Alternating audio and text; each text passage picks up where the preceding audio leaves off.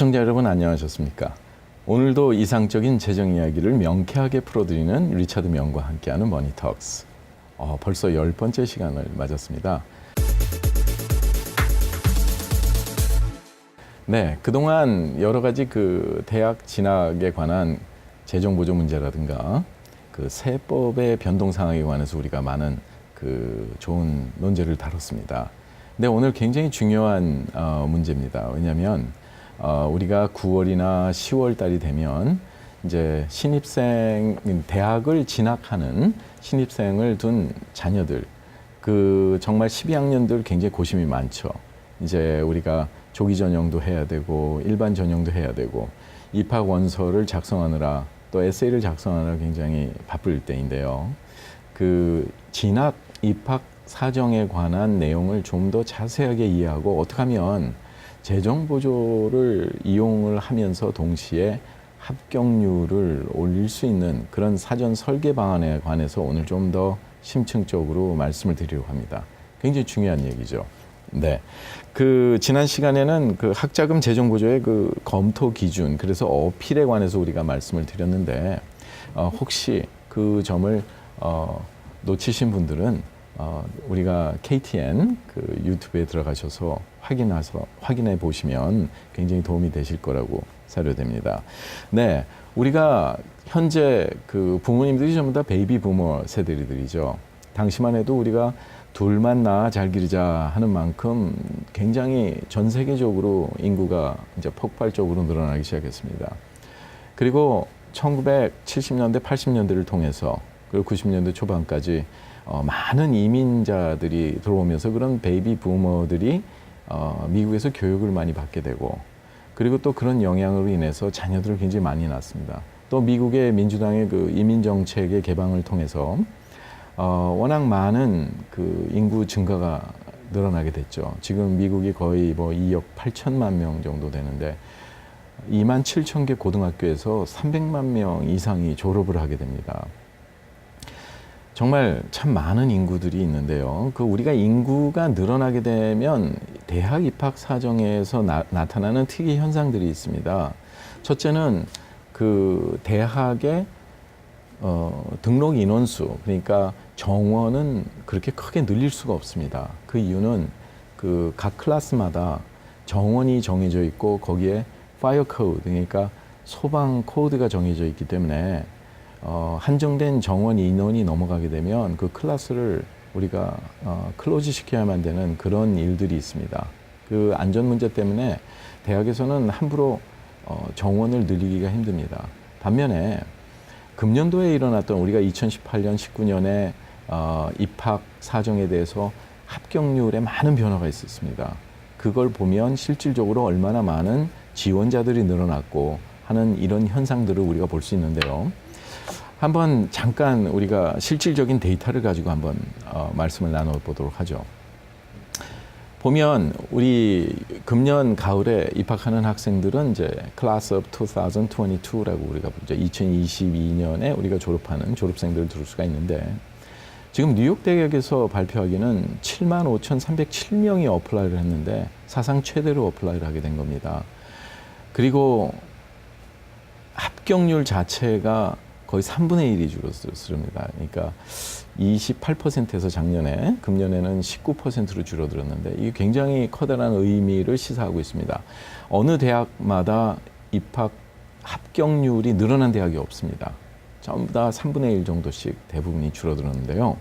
브라운 대학에서도 사상 초유의 사태, 그러니까 35,368명의 학생들이 어플라이를 했다고 그러죠. 8%가 늘었다는 건데, 이렇게 상위권의 학교로 갈수록 굉장히 시사하는 바가 큽니다.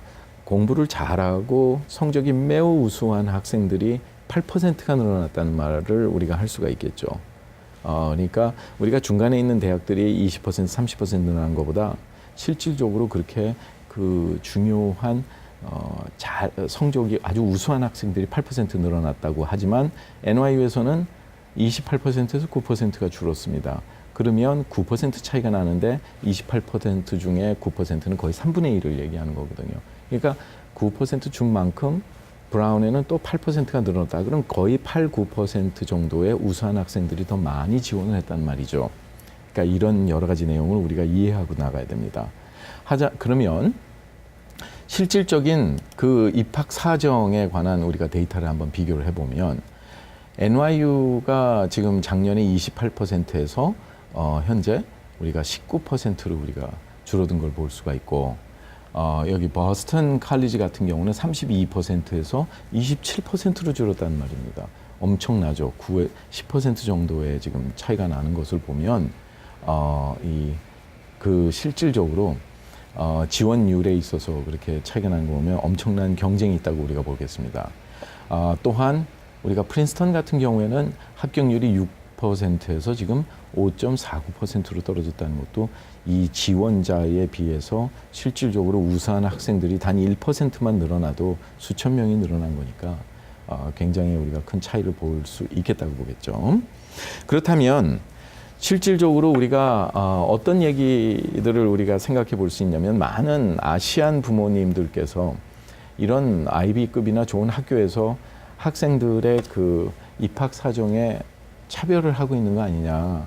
어떻게 거의 SAT도 만점 맞고 AP 스코어도 거의 5점으로 유지를 해도 어떻게 이런 아이비에 떨어지느냐. 반면에 뭐 미시시피라든가 뭐 테네시라든가 이런 데 있는 학생들은 그거보다 못한 학생들이 어떻게 아이비를 다 붙느냐 하고 이건 형평성의 문제가 있는 거 아니냐.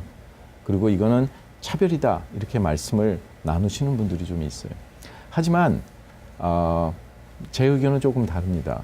왜냐하면 입학 사정을 정확하게 판단을 해보면 각 지역별로 비슷하게 뽑아줘야 되는 형평성의 원리가 있습니다. 지금 예를 들면 우리 하와이에 있는 코나 아일랜드 같은 데는 AP 코र्스 자체가 없습니다. 제가 작년에 열방대학에 가서 한번 이 재정과 진학에 대한 그 선교사님들께 초청을 받아서 가서 강의를 한 적이 있습니다. 대부분의 SAT 스코어가 1320 이상을 넘지를 못합니다. 그리고 AP 코र्스 자체가 없습니다. 그럼 그런 학생들은 여기 우리가 있는 뭐 애틀란타라든가 캘리포니아나 뭐 워싱턴이라든가 이런 학생들과 견주어서 당연히 주립대도 가기 힘든 그런 상황이지만 그렇지가 않습니다.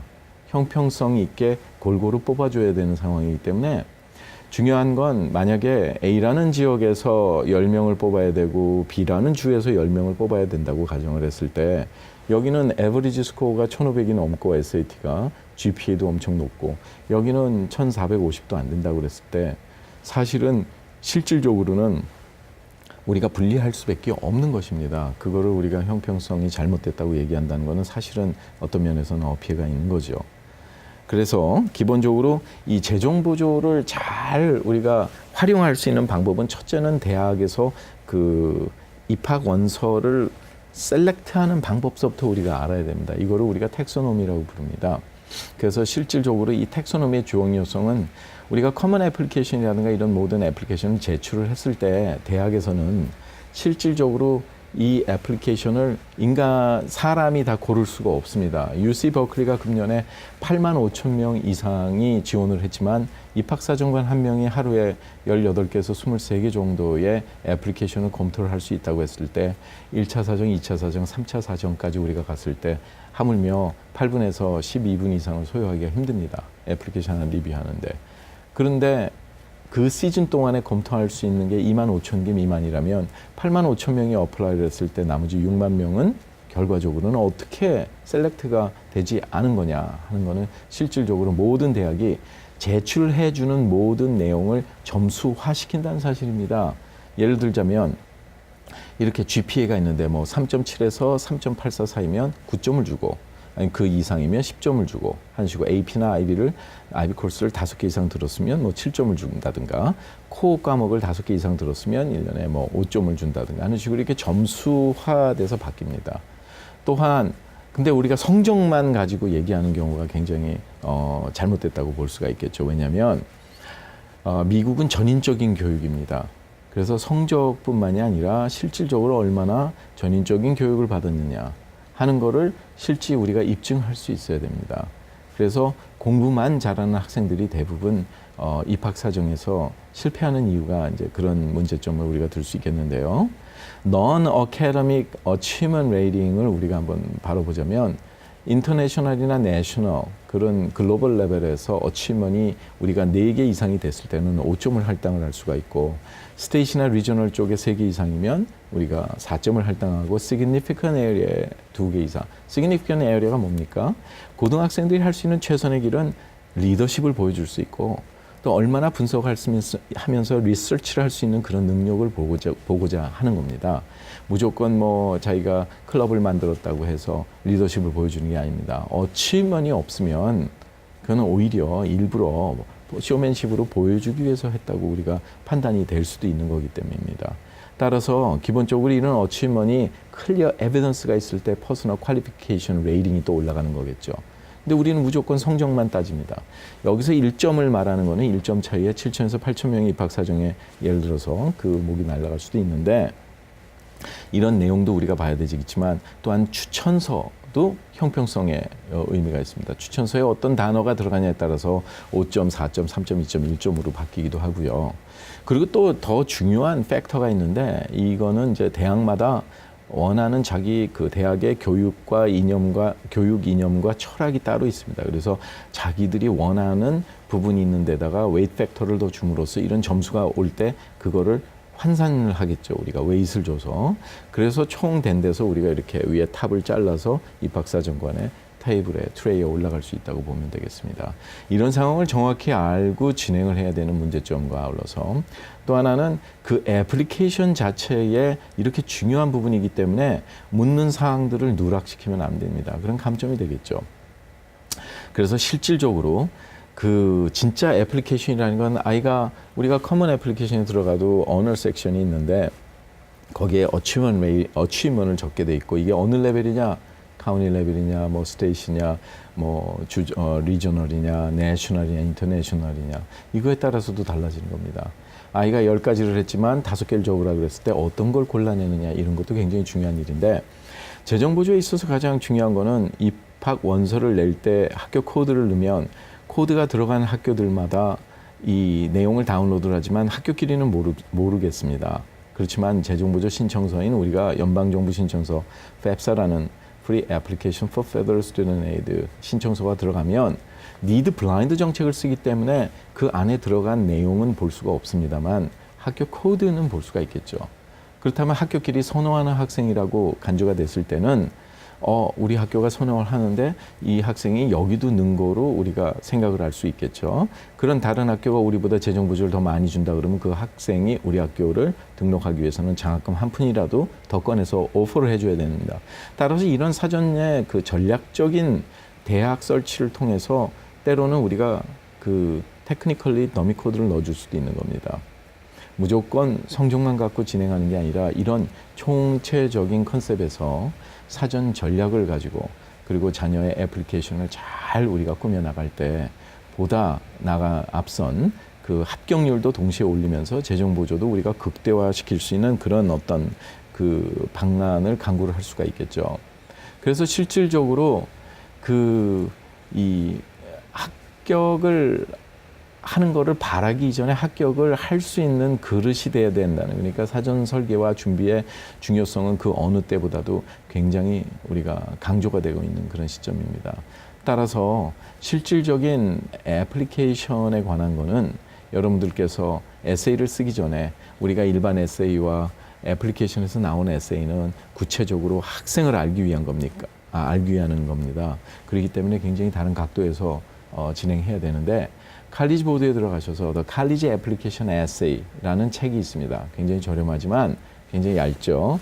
근데 그거를 최소한 3번 이상 숙독을 하고 애플리케이션이 어떻게 진행되는지 안 상태에서 진행을 하게 되면 여러분들께서는 더욱더 많은 혜택을 얻을 수 있으리라 봅니다. 참 시간이 짧아요. 우리가 아무래도 다음 시간은 우리가 또 설계를 해야 되겠지만, 다음 시간에는 개인이나 업체별 재정보조 내용과 그 재정보조의 그 상관관계 등에 관한 그런 내용을 가지고 실질적으로 대학을 진학하는 경우 외에도 개인적인 재정 설계에 관한 중요한 아이템별로 그 특징과 그리고 어떻게 활용하는 방안에 대해서 좀 더 말씀을 나누도록 하겠습니다. 오늘도 좋은 저녁 되시고 그리고 다음 시간을 기약하면서 여러분들께 다시 한번 감사의 말씀드립니다. 감사합니다.